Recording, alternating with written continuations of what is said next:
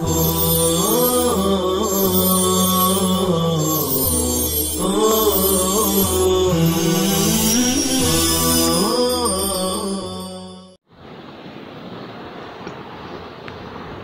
اللہ الرحمن الرحیم الحمدللہ رب العالمین والصلاة والسلام علی سید الانبیاء والمرسلین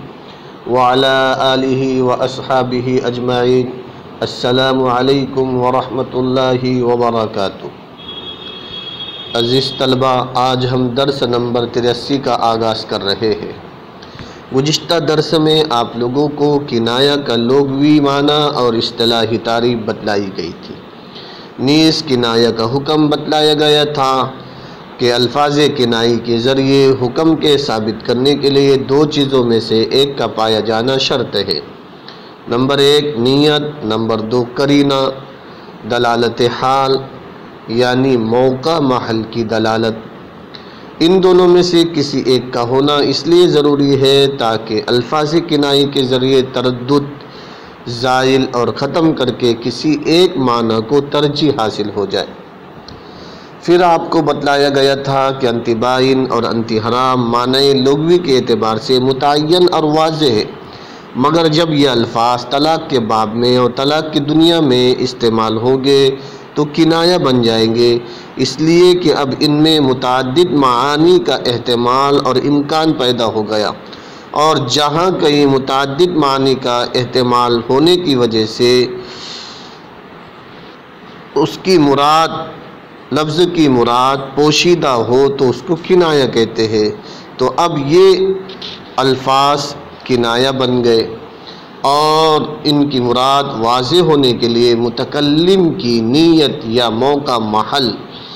کی دلالت پایا جانا ضروری ہے۔ عزیز طلبہ، آئیے اب ہم مصنف رحمہ اللہ کی عبارت کو پڑھ لیتے ہیں۔ دیکھیے اسکرین پر، وَلِوُجُودِ مَعْنَى التَّرَدُّدِ فِي الْكِنَایَةِ لَا يُقَامُ بِهَا الْعُقُوبَاتُ حَتَّى لَوْ أَقَرَّ عَلَى نَفْسِهِ فِي بَابِ الزِّنَا وَالسَّرَقَةِ لَا يُقَامُ عَلَيْهِ الْحَدُّ مَا لَمْ يُذْكَرِ اللَّفْظُ الصَّرِيحُ مَا لَمْ يَذْكُرْ اللَّفْظَ الصَّرِيحَ وَلِهَذَا الْمَعْنَى لَا يُقَامُ الْحَدُّ عَلَى الْأَخْرَسِ بِالْإِشَارَةِ وَلَوْ قَذَفَ رَجُلًا بِالزِّنَا فَقَالَ الْآخَرُ صَدَقْتَ لَا يَجِبُ الْحَدُّ عَلَيْهِ لِاحْتِمَالِ التَّصْدِيقِ لَهُ فِي غَيْرِهِ۔ عزیز طلبہ، اس عبارت میں صاحب کتاب کنایہ کے حکم اور اصول پر چند مسائل متفرق کر کے بتلا رہے ہیں۔ کنایہ میں معنی مرادی کے متعلق تردد ہونے کی وجہ سے الفاظ کنائی کو بنیاد بنا کر حدود شرعیہ یعنی شرعی سزائیں قائم نہیں کی جا سکتی، چاہے اس کے معنی کی تعین نیت سے ہو یا دلالت حال سے ہو، موقع محل کی دلالت سے ہو، کیونکہ حدود شرعیہ شرعی سزائیں ادنیٰ شک و شبے سے بھی ساقط ہو جاتی ہے، جیسا کہ قاعدہ ہے، حدیث شریف ہے، الحدود تندرع بالشبہات، حدود شکوک و شبہات کی وجہ سے ساقط ہو جاتی ہے۔ اور الفاظ کنایہ میں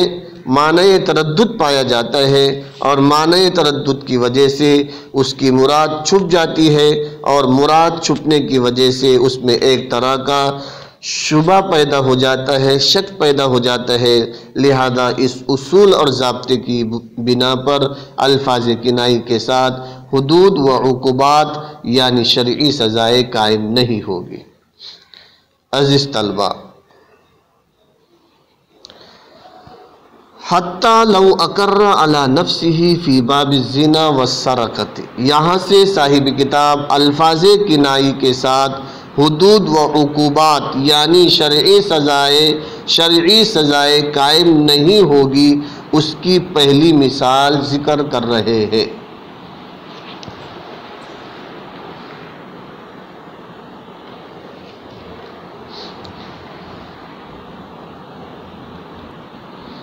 پہلی مثال یہ ہے کہ اگر کوئی شخص اپنے خلاف جامعت کے الفاظ سے اقرار کرے تو اس پر اس اقرار سے حد قائم نہیں کی جائے گی، کیونکہ یہ جملہ باب زنا میں کنائی ہے۔ وہ اس لیے کہ اس میں کئی معانی کا احتمال ہے۔ آیا اس نے اپنی بیوی سے حالت حیض میں وطی کی ہے، کیونکہ یہ بھی وطی حرام ہے، یا کسی عورت سے وطی بالشبہ کی ہے کیونکہ یہ بھی وطی حرام ہے، یا زنا کیا ہے، تو متعدد معانی کے احتمال کی بنا پر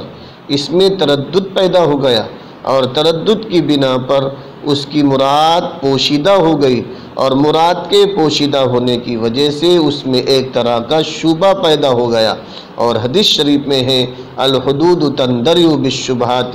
لہٰذا اس جملے کے ذریعے اقرار کرنے سے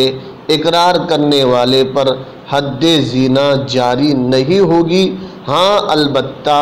اگر وہ لفظ صریح سے کہے زنیت تو پھر اس پر حد زنا جاری ہوگی۔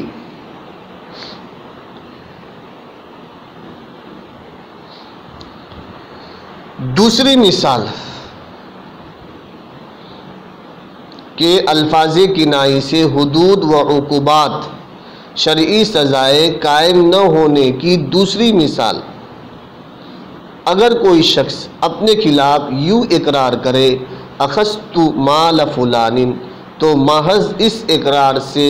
اس پر حد سرقہ چوری کی سزا قائم نہ کی جائے گی، کیونکہ یہ جملہ باب سرقہ میں چوری کے باب میں کنایا ہے۔ وہ اس لیے کہ اس میں کئی معانی کا احتمال ہے۔ آیا اس نے فلاں کا مال غصباً لیا ہے، یا فلاں کا مال امانتاً لیا ہے، یا بطور مبیع کے لیا ہے، یا چوری کیا ہے، تو ان متعدد معانی کے احتمالات کی بنا پر اس میں تردد پیدا ہو گیا اور مراد پوشیدہ ہو گئی، اور مراد پوشیدہ ہونے کی وجہ سے اس میں ایک طرح کا شبہ پیدا ہو گیا۔ اور حدیث شریف میں ہے الحدود تندرع بالشبہات، کہ حدود اور شرعی سزائیں شبہات سے ختم ہو جاتی ہے، لہٰذا اس جملے کے ذریعے اقرار کی بنا پر اقرار کرنے والے پر حد سرقہ چوری کی سزا جاری نہیں ہوگی۔ ہاں اگر وہ لفظ صریح میں کہے سرقت کہ میں نے چوری کیا، تو اب اس پر حد سرقہ جاری ہوگی۔ عزیز طلبہ، الفاظ کنائی سے حدود اور شرعی سزائیں قائم نہ ہونے کی تیسری مثال صاحب کتاب نے یہ بیان کی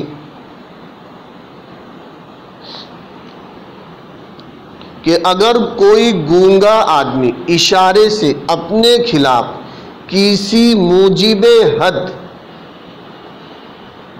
امر اقرار کرے تو بھی اس پر حد قائم نہیں کی جائے گی، کیونکہ اشارہ بھی کنایا ہے، اس لیے کہ اس میں کئی معنی کا احتمال ہوتا ہے کہ اس نے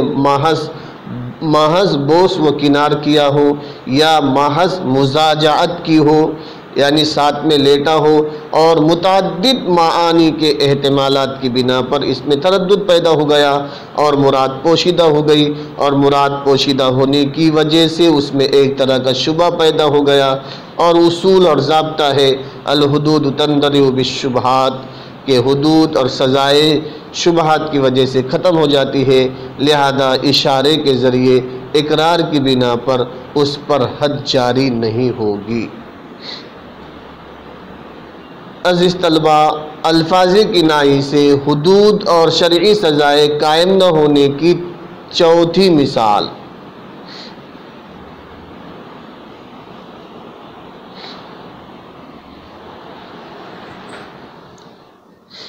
ایک آدمی نے دوسرے پر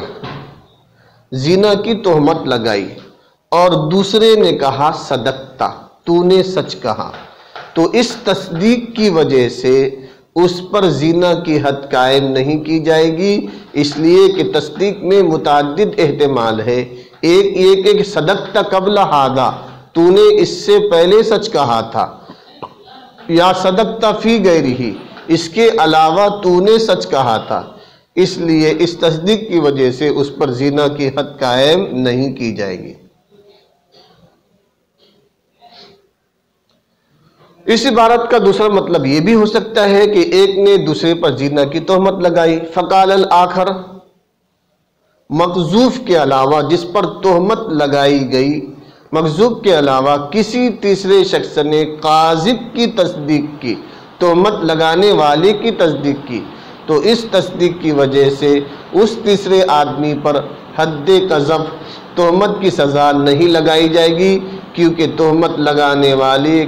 کیونکہ کاذب کی صدقتا کے لفظ سے تصدیق کرنا قذف نہیں ہے، کیونکہ تہمت لگانے والے کی صدقتا کے لفظ سے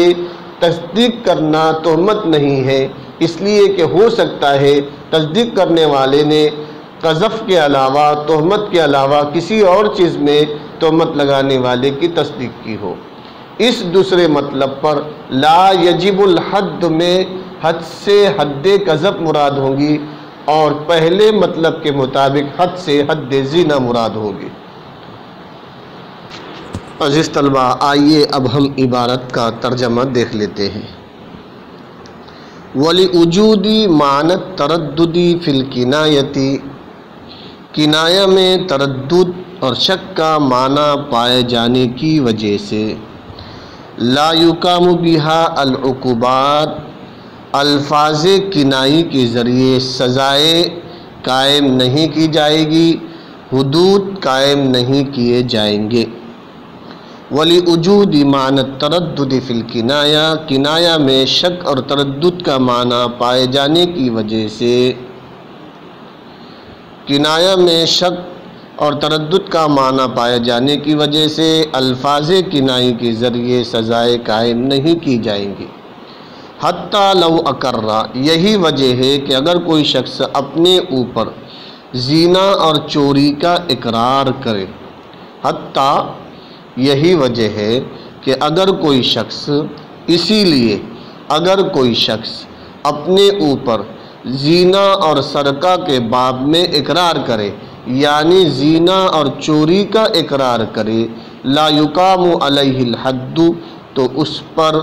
زنا اور چوری کی سزا قائم نہیں کی جائے گی۔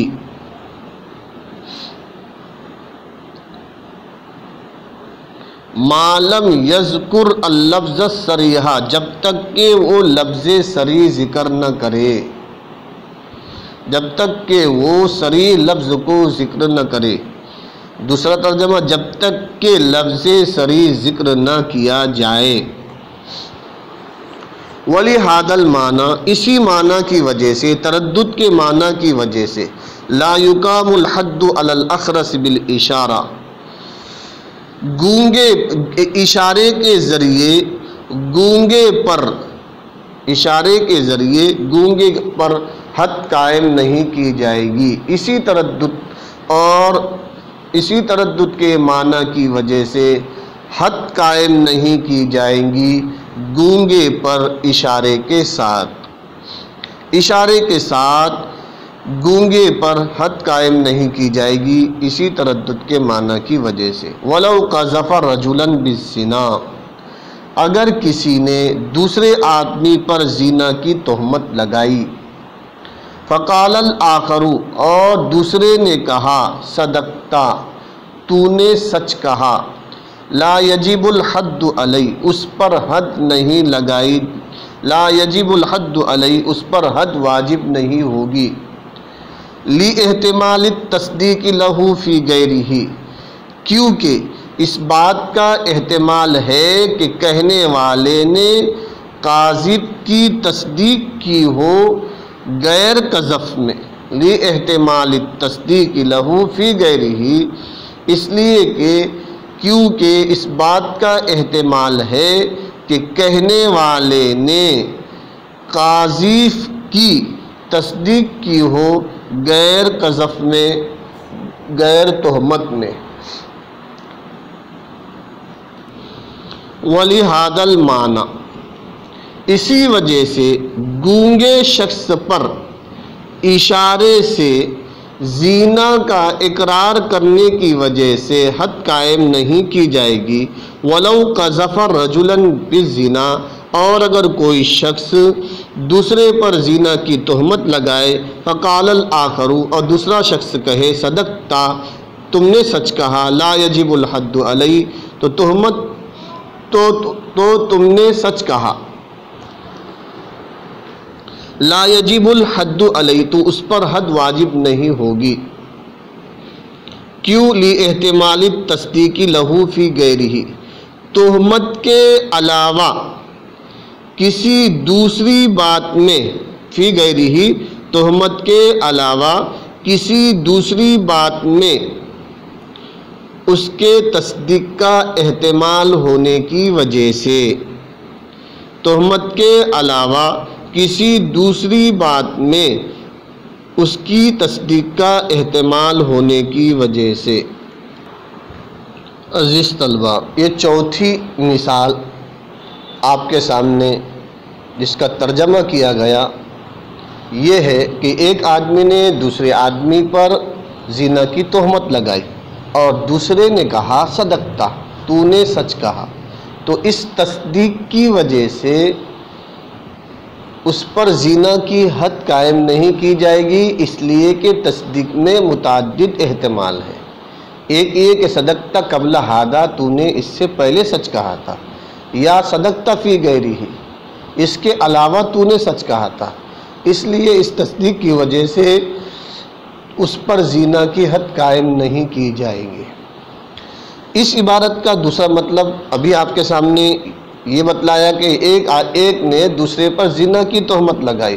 اور فقال الآخر، اور محذوف کے علاوہ کسی تیسرے شخص نے کاذب کی تصدیق کی، تو اس تصدیق کی وجہ سے اس تیسرے آدمی پر حد قذف نہیں لگائی جائے گی، کیونکہ کاذب کی صدقت کے لفظ سے تصدیق کرنا قذف نہیں، تہمت نہیں، اس لیے کہ ہو سکتا ہے کہ تصدیق کرنے والے نے تہمت کے علاوہ کسی اور چیز میں تہمت لگانے والی کی تصدیق کی ہو۔ اس دوسرے مطلب پر لا یجب الحد میں حد سے مراد حد قذف ہوگی، اور پہلے مطلب کے مطابق حد سے حد زنا ہوگی۔ عزیز طلبہ، امید ہے کہ آپ لوگ سمجھ گئے ہوں گے۔ والسلام علیکم ورحمۃ اللہ وبرکاتہ۔